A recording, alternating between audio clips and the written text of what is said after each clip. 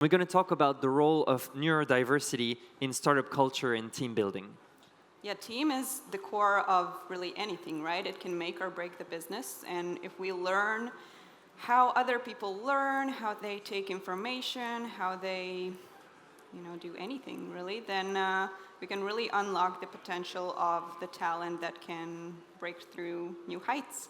And we have an expert today who will talk about that. Yes, so without further ado, please welcome Kim To, founder at Own Your Flair, to the stage.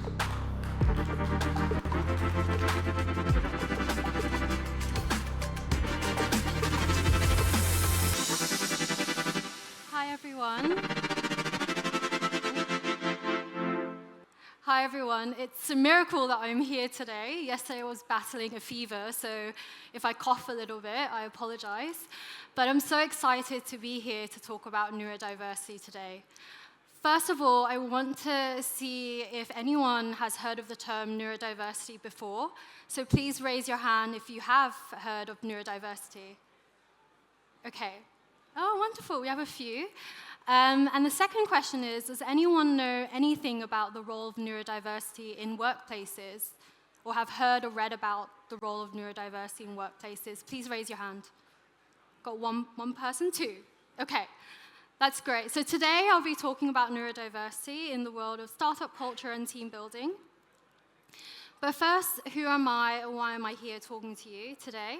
So my name is Kim To. I'm a certified ADHD coach. So I work day in and day out coaching my clients who have ADHD about how their brain works and how to bring their strengths to workplaces. Often my clients who've just been diagnosed with ADHD are really suffering from mental health issues because they've spent a lifetime not knowing how their brain works and trying to fit into workplaces that may not have been the most supportive for their brains. I'm also a neurodiversity consultant, so I work with tech companies to talk about neurodiversity and how to talk to them about how to embrace neurodiversity in their culture. And I'll tell you why that is important in a bit. So my journey and how I've got here was quite unconventional. So I grew up in London. I studied economic history at the London School of Economics, and eventually I went into consulting and I worked in finance. But I always knew my brain was different. I always had different ideas, and I always questioned why certain processes were how they were. And whenever I raised innovative ideas to my managers, I only got told that that's just not how we do things here. So slowly, I started to think, maybe I just don't fit into this working world. Maybe I just think a bit too differently.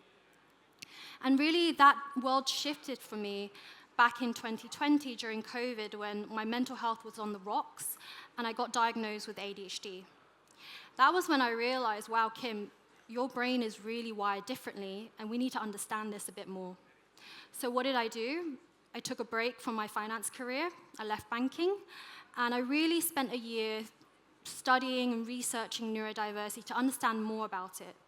And gradually, I realized that the world of workplaces and our universities and culture didn't understand neurodiversity, because what I got told by society was, now you've got ADHD and you've also got diagnosed dyslexia, you're disabled, or you think differently, or you won't fit into the world of work. So since then, I've been a thought leader on neurodiversity, writing articles about neurodiversity, how it's important to our society, to our workplaces, and I've gone on to speak at many conferences about neurodiversity, such as this one. So thank you for having me. And I've also been on campaigns to raise awareness about neurodiversity. So what is my key message today? My key message is, I believe that neurodiverse talent isn't just valuable, it's essential for building the future of tech. Neurodiversity and neurodivergent thinking has been stigmatized for so long. And in a world of tech where we rely on divergent thinking, we really should be thinking about this underused, unrecognized talent pool, which is right here, ready with innovative ideas. So what is neurodiversity? Neurodiversity is the natural variation in brain functioning. Now, you think about how brains have evolved over time. We have 20% of the population who are neurodivergent. What that means is our brain has evolved in a way differently compared to 80% of the population. So what it means to be neurodivergent is that we're processing information from the environment very differently compared to 80% of the population. So an example being, I have ADHD and dyslexia. It means I'm actually very sensitive to light. So these lights are killing me right now. I'm very sensitive to light. I'm very sensitive to taste, sound, and smells. And if you look at research, people who are neurodivergent process more information from the environment. So we're a lot more wired to the environment. And historically, why that is the case is because if you think of hunter and gatherer communities, a percentage of the hunter-gatherer communities went back and became farmers, but you have the small minority of neurodivergent people who are still foragers, who are still going out there looking for new pastures. Now, those are neurodivergent people. That's why they think differently, that's why they process information differently, and essentially, that is why it's a competitive advantage to have neurodiverse people on your team and in your company. Now, if you think about neurodiversity, it's a spectrum. Just as gender is a spectrum, neurodiversity is a spectrum. So what I say to my clients is, if you're neurodivergent, you're not likely just to have one type of neurodiversity. So on this infographic, you can see dyslexia, dyscalculia, dyspraxia, autism. It's very likely that if your brain is wired differently, you have elements or traits or different neurodiverse conditions, which all bring different strengths and, of course, different challenges. But that's something not to be scared about, something to be embraced and to be understood by the individual. So why does this matter? When you look at tech companies, 50% of the tech workforce are neurodivergent. And this is based on the report from the Tech Charter from 2024. What that means is when you look at tech companies, a very high percentage of the tech workforce are neurodivergent, self-disclosed. Now, for me, that's not surprising, because when we look at neurodivergent brains, we're looking for environments that don't stifle our creativity, that don't stifle our way of thinking. We don't like rigid structures. And that explained to me why when I worked in consulting, the biggest companies that you can think of in consulting and finance, I really felt my brain was stifled by the processes and admin and politics that was involved. So when you look at industries like marketing, creative industries, and of course the tech industry, there's a very high percentage of neurodiverse employees. Interestingly enough, when you look at employers, they didn't actually think there was a high percentage of neurodiverse employees in their workforce. Actually, employers only thought 3% of their tech workforce were neurodivergent. And I say this is a mistake. We should recognize that in the tech industry, neurodivergent people make up a large percentage of the workforce. We should start recognizing them, embracing their strengths, and empowering them to bring their ideas and innovative ways of thinking to the table. So neurodiversity, the innovation advantage. Again, I can see a spelling mistake. I am dyslexic, so apologies. But I want you to focus on the news article, which said Bill Gates says he would be diagnosed with autism if he was young today. Now, for me, this was really important because actually our innovators and the greatest minds in history were and are indeed neurodivergent. What that means is we have to be aware and understand that some people who are neurodivergent might come across a different way. So he mentioned in his memoir that he was socially unaware and he was rude as a child. Now, this is something that I face with my clients a lot, in that my clients feel quite judged in the workplace because of the way they might act. And so it's really important to state that we need to create work environments which are supportive and embrace differences. So people like Bill Gates, who have done a huge amounts of work to deliver products and services to our world, to make a difference to our world, he came from actually a really privileged environment. His parents supported him. He was privileged in his upbringing. And that's something that I want to bring to the workplace. Why don't we make workplaces safe spaces for neurodiverse people so they can bring their own unique ways of thinking, and so they can shape products and services that would be inclusive for everyone and innovative. So how Monzo got it right? My argument here is that inclusion drives innovation, and we have all heard of that before, but what does that actually mean? I really respect Monzo, and I'm sure you've all heard of Monzo. So Monzo works with YouGov to commission a study looking at people living with ADHD across the UK. They found that people with ADHD specifically struggle with financial literacy in terms of impulse buying, impulse spending. And so what they did was they went away and improved the app to include certain features to help people with ADHD. So they included notifications, they included spending freeze, they also included different pots. Now what that meant was that Monzo looked at a specific population that really struggled with financial literacy and financial money management. They went away, did the research, and then improved their products or services to be inclusive. But what does that mean? That means because they were inclusive about how they thought about their product, it actually becomes useful and way more competitive. Now, it's not a surprise that Monzo is one of the leaders in banking. And for me, if a company can think that far ahead to be inclusive in how they develop products and services, including neurodivergent thinking and customers, that's how you get ahead in the tech world. Because essentially, when you build products and services that include different ways of thinking, different people, you make inclusive products that serve and beneficial for everybody. So my key message really here is wake up, tech world. It's evident that we have a huge population of neurodivergent people in the tech world. We should embrace this. And for a long time, neurodivergent people have been stigmatized. Even ADHD, when I got diagnosed, it was called attention deficit hyperactivity disorder. And that, for me, just shows that historically, research on neurodivergent people was based on a way that we were a deficit to society. Just because 20% of the population thought differently compared to the 80%, we're not deficits. We are here, and we actually have major strengths to deliver to this planet.